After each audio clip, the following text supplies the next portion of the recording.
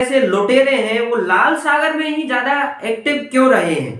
इसका एक रीजन है। देखो, अगर आप लाल सागर की फिजिकल लोकेशन मैप में देखोगे तो आपको पता चलेगा कि लाल सागर की सीमा मुख्यतः 6 देशों से लगती है।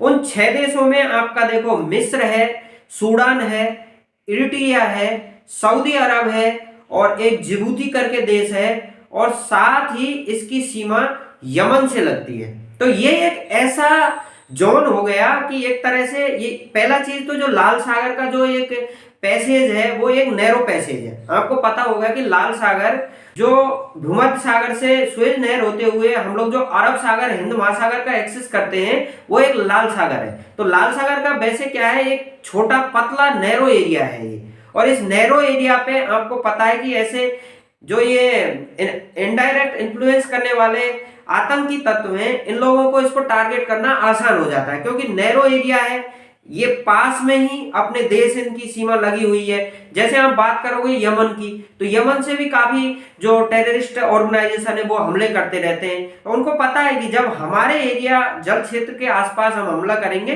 तो हम ज्यादा सुरक्षित है।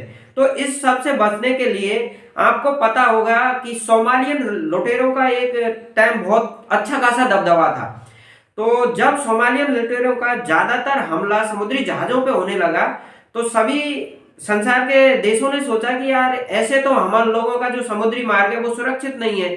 सोमालियन लुटेरे दिन ब दिन किसी न किसी जहाज को टारगेट करते रहते थे। तो सभी लोगों ने सोचा यार ये लोग तो हम लोगों को लगातार परेशान करेंगे। तो उस चक्कर में अभी अमेरिका जैसे बड़े बड़े देशों ने अपने युद्धपोत जो सोमालिया के आसपास वाला एरिया है उसमें तैनात कर दिए हैं।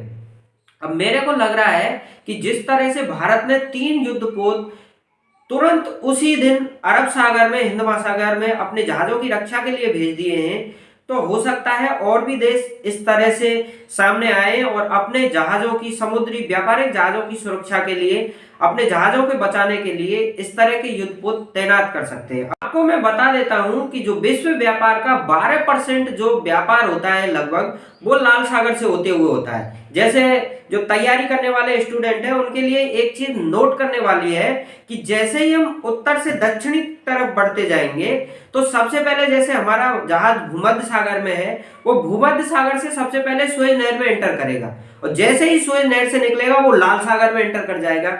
और लाल सागर के जैसे ही खत्म होते एक अदन की खाड़ी पड़ती है, और अदन की खाड़ी से जैसे ही जहाज निकलेगा वो अरब सागर में आ जाएगा, अरब सागर से वो हिंद महासागर में आ जाएगा। जैसे ये चेन चलती है एक तरह से भूमध्य सागर से सुएज नहर, और सुएज नहर से आपका लाल सागर से अदन की खाड़ी में प्रवेश करते हैं, और अदन की खाड़ी से आप आ जाते हैं अरब सागर में, अरब सागर से आप हिंद महासागर में आ जाते हैं। ये एक तरह का जो जलमार्ग का रूट है जिससे लगभग 12% समुद्री व्यापार वर्ल्ड का होता है। ये आप थोड़ा नोट करके रखिए क्योंकि हो सकता है आने वाले दिनों में ये आपसे पूछा जा सके। तो आज के लिए बस इतना ही, और मेरे को आप कमेंट करके बता सकते हैं कि आपको ये वीडियो कैसे लग रहे हैं। इन वीडियो की श्रृंखला को मैं लगातार जारी रखूंगा, चाहे छोटा वीडियो आए चाहे बड़ा वीडियो आए।